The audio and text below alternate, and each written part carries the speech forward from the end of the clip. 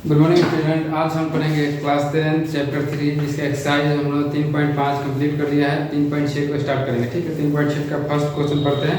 चलिए तो देखते हैं इसमें क्या है। 3.6 का क्वेश्चन नंबर 1, निम्न समीकरण के युग्म को रैखिक समीकरण के युग्म में बदल करके हल कीजिए। पहले क्या करना है, समीकरण दिया हुआ है उसको रैखिक समीकरण में बदलना है, यानी कि एक चर वाले रैखिक समीकरण में बदलना है। यानी कि लाइन में जो समीकरण नहीं आता है 2x + 3y = इस तरह करके रहता है, उस तरह के फॉर्म में बदलना है। उसके बाद x और y का मान निकालना है। चलिए अब देखते हैं क्वेश्चन 1 में क्या कर रहा है। क्वेश्चन 1 दिया हुआ है, क्वेश्चन नंबर 1 यहाँ पे एक्सरसाइज क्लास 10 है, मैथमेटिक्स है, क्लास चैप्टर 3 और एक्सरसाइज 3.6 का पहला फर्स्ट नंबर क्वेश्चन का पहला पार्ट। ठीक है, 1/2x + 1/3y = 2 ये समीकरण 1 है। उसके बाद दूसरा दिया 1/3x + 1/2y = 3/6 है। इस समीकरण दूसरा है। चलिए अब इसको हल करते हैं। हल करने से पहले हम लोग क्या करते हैं, इसको रैखिक समीकरण बदलते हैं। तो यहाँ पे देखिए 1/2 है और क्या है 1/x है नीचे है, यानी कि 1/2x 1/3y y भी क्या बटन है और 2x = क्या है बराबर में उस साइड सिर्फ 2 है। यहाँ पे देखिए 1/3x उसके बाद 1/2y ऊपर नहीं है नीचे है, यानी कि बॉटम में है। ठीक है, उसके बाद देखिए 13/6 यहाँ तक है। ठीक है, अब इसको हम क्या करते हैं रैखिक समीकरण में, यानी कि पहले से कहाँ है 1/2 यानी कि बॉटम है, इसको करना क्या है ऊपर ले जाना है। इसके लिए हम लोग को x y मान निकालने का एक तरीका क्या है, और इसको नहीं है 1/x को हम कुछ मान लें, जैसे कि मान लीजिए हम यहाँ पे लिख देंगे 1/x = यहाँ पे लिख देते हैं माना कि 1/x = a and 1/y = b।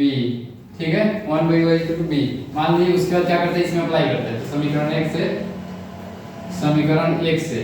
ठीक है, समीकरण 1 से देखिए क्या निकलता है 1/2 * 1/x है ना। इसको देखिए 1 से 1 करेंगे तो 1 आएगा, 2 से x में कीजिएगा तो 2 आएगा, नहीं 1 से 2x में कीजिएगा तो 2x आएगा। उसके बाद प्लस है 1/3 इंटू में 1/y = क्या है 2 है। अब देखिए 1/2 को 1/2 रहने दीजिए, नहीं इसको हम 1/x के जगह क्या लिख सकते हैं, a लिख सकते हैं, तो यहाँ पे a आ गया। 1/y की जगह क्या लिखते हैं b लिख सकते हैं, तो यहाँ पे 1/3 = 3 × b = 2 आ गया। अब इसको क्या करते हैं बटा के जोड़ करते हैं, यानी कि 3 और 6 का लघुत्तम कितना होता है, सॉरी 3 और 2 का लघुत्तम कितना होता है 6 है। 2 से 6 में गुणा करेंगे तो 3 आएगा, तो 3 इकाई 3 और a है तो a प्लस 3 से 6 में गुणा करेंगे तो 2 आएगा और 2 इकाई 2 और b = 2। समझ में आ रहा होगा। यहाँ पे 2 से 1 में गुणा करेंगे तो 2 हो गया, b का है ऑलरेडी b आ गया, नहीं क्योंकि 1 मिनट में और 24 में गुना हो जाएगा, 3 गुना तो यहाँ पे बच जाएगा 3a + 2b = 6 दूनी 12। नहीं अब देखिए इसमें कुछ कॉमन लग रहा है, नहीं लग रहा। अभी इसको इतना ही रहने दें, इस समीकरण को 3 मानते हैं, क्यों क्योंकि 1 2 ऑलरेडी हमने मान लिया, तीसरा आ गया। अब समीकरण किससे, समीकरण 2 से। समीकरण 2 में क्या है 1/3 × 1/x 1/3x है। ठीक है, हम 1/3 को अलग और 1/x को अलग कर दिए, नहीं 1/2 × 1/y = 13/6। अब देखिए 1/3 को रहने दीजिए, 1/x को क्या मान लेते हैं a मान लेते हैं, प्लस 1/2 को रहने दीजिए, 1/y को क्या मान लेते हैं हम y को मान लेते हैं b = 13/6। नहीं 13 में क्या दी 6 हो गया, नहीं। उसके बाद देखिए यहाँ पे 1 का 1 3 ऐसे यहाँ हो जाएगा 1 है 3 है प्लस 1/2b = 13/6। इसको क्या करते हैं लघुत्तम लेते हैं, तो यहाँ पे 6 आएगा, 3 दूनी 6, 2 आएगा 2a प्लस 2 से 3 में भाग करेंगे कितना आएगा 3 आएगा, 2 के 6 यानी कि 3b = 13/6। 6 से इसमें करेंगे 6 दूनी 12a, देखिए यहाँ पे बदल देंगे 6 से टोटल गुना करेंगे 2a + 3b = 13 में इससे गुना करेंगे, 13 में 6 गुना करेंगे 6 दूनी 12, नहीं यहाँ देखिए कट जाएगा 6 से 6 खत्म, बचा क्या 2a + 3b = 13। समीकरण 2, नहीं दोनों कट जाएगा, दोनों का लघुत्तम सेम आ रहा है, हाँ सही है।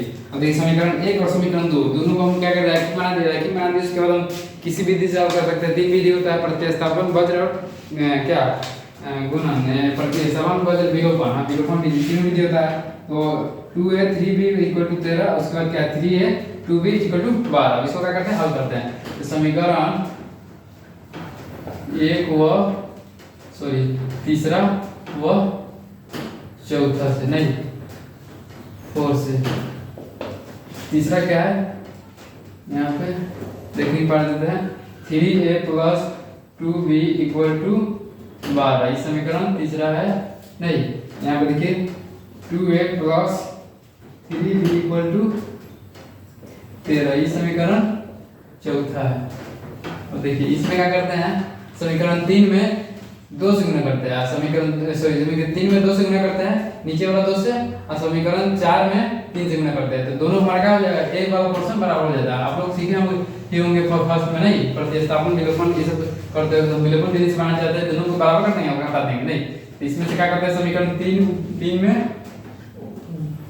2 से, देखिए इसमें करेंगे 3 दूनी 6, या फिर इसमें कर देंगे 3 से, तब हो जाएगा हमारा 3 दूनी 6, यानी कि इसमें गुणा करेंगे तो 3 दूनी 6 a प्लस 2 दूनी 4 b इक्वल टू 12 दूनी 24। नहीं, अब फिर इसमें 3 से करना है, तो 3 दूनी 6 a प्लस 3 से 3 में 3 3 9 b, फिर 13 से 3 में 13 3 39। नहीं, इस समीकरण 3 से बन गया 4 5, यही हो गया 6, नहीं 5 और 6। अब समीकरण 5 और 6 को क्या करेंगे, घटाएंगे। और यहाँ पर लिख देते हैं समीकरण 5 में से 6 को घटाने पर, नहीं 6a plus 4b equal to 24, उसके बाद 6a नहीं plus 9b equal to 39, minus minus minus कटने के बाद यहाँ से यहाँ कट गया। ओके, अब देखिए 4b और 4b प्लस में 9b माइनस में, नीचे वाला देखा जाता है। तो 9 माइनस वाला संख्या दी है तो 5 भी हो जाएगा। अब देखिए 24 है और नीचे माइनस 39 है, तो दोनों घटाएंगे तो 39 में 24 घटाएंगे तो कितना आ जाएगा जी, 6 और 9 15 होता है। तो माइनस की संख्या वो आती है क्योंकि 39 अधिक है। 15 हो गया। अब यहाँ पे देखिए b निकालेंगे तो हो गया -15 बटे में -5, 5 3 15, दोनों के पारा में एक ही पारा पड़ जाता है। 5 के पारा में 5 के 5 और 5 3 3, यानी कि हमारा माइनस माइनस कैंसिल, यानी कि b का हमारा कितना है 3 है। समीकरण किस में रखेंगे, 3 में रखेंगे या 4 में रखेंगे, क्यों रखेंगे जी, क्योंकि हमको a का मान निकालना है। नहीं, उसके बाद निकलेगा समीकरण 3 में b का मान रखने पर, समीकरण 3 क्या है, यही ना 3a plus 2b equal to 12। 3a कराने दो, b की जगह क्या रखेंगे, 3 रखेंगे 12, 3a का है 3 दूनी 6 इक्वल टू 12, यानी कि 3a यहीं पर रहने दे, 12 में से 6 को सेट कीजिएगा तो -3a यानी कि 6 आएगा।